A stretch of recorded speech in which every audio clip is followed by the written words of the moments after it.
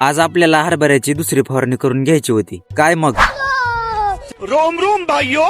घेतला मग पाठीवर पंप आणि आलो आपल्या शेतात. आजचा व्हिडिओ पण एकदम भारी होणार आहे, त्यामुळे व्हिडिओ शेवटपर्यंत बघा, सगळं सांगतो.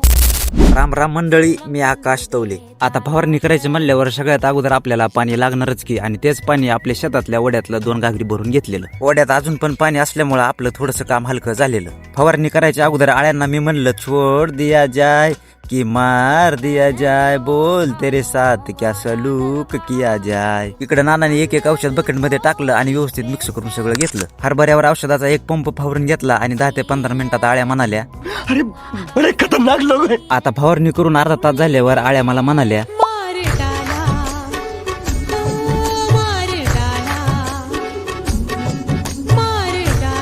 दुसऱ्या शेतात पण हरभऱ्याचीच फवारणी करायला आलतो तर इकडं पाखरांची शाळा भरलेली. आता या पाखरांना मी थोडंसं डिस्टर्ब केलेलं, त्याच्यामुळे पाखर मला म्हणाली, अब ये कौन है बे.